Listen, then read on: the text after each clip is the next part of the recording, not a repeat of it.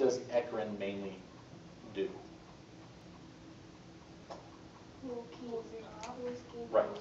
Thermal regulation is pretty much when you're working out and you start sweating, that's the eccrine glands working. Okay. Where do we find those? Everywhere, except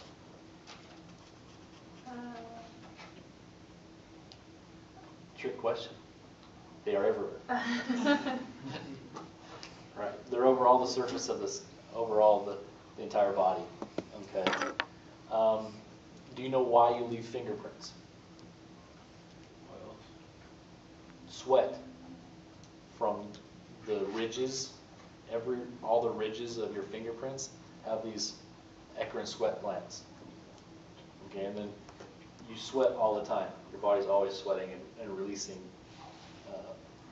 water and stuff out of your waste products out of your sweat glands.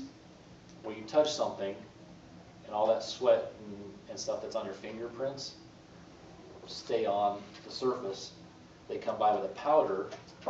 If you left oils and urea and water and you put a powder on it, what's going to happen to the powder? It's going to stick to it. Then they take that little piece of paper and they pull the powder off where it's stuck, and then you have your fingerprint. So it's the sebaceous, it's the sudoriferous eccrine glands that leave fingerprints when you touch things. Okay.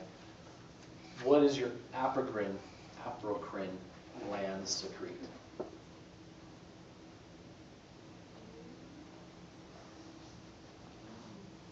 Secretes pheromones? Yeah, they're a little more viscous. They still secrete water, but they're a little more viscous. And what are they associated with? Hair follicles. So where will you find these glands?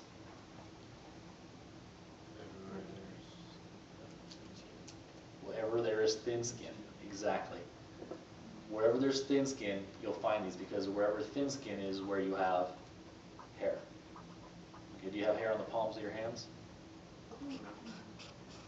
Soles of your feet? Hopefully not. So you have apocrine sweat glands and the thick skin? No. Okay. So those are kind of things you're going to need to realize.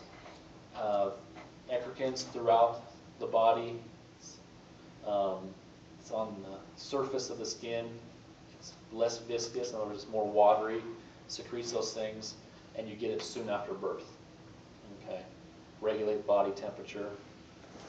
Whereas the apocrine is mainly in the groin, in the bearded face, in sexual organs, because those are the places we release pheromones, and they're always associated with hair. Okay.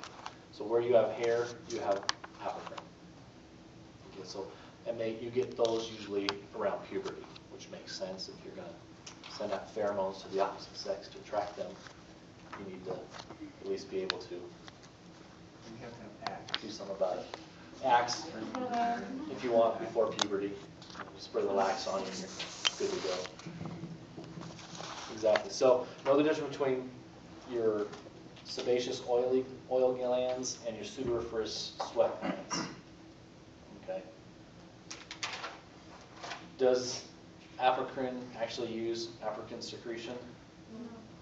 No. But by the time we figured that out, we'd already named it, so that's the way it is. Okay. That's mainly what you need to know about the epidermis, dermis, and subq. Okay. Other things you're going to have to know in this is the nail and the hair follicle. The nail, you will have to be able to label all these different parts.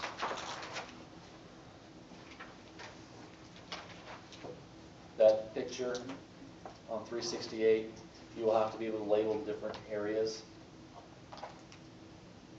Both views? The first picture or the second picture? Both. One I think you mostly have is the cross section.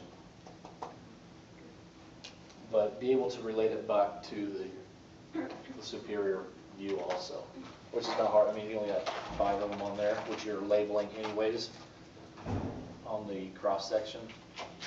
So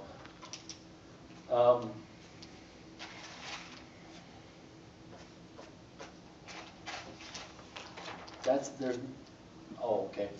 Where do you have,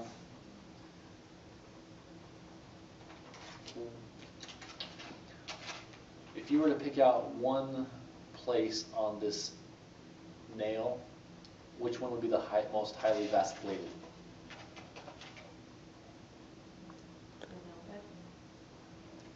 Nail matrix. The nail bed,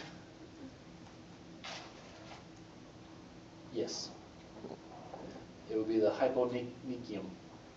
Okay, the nail bed. Is your fingernail alive?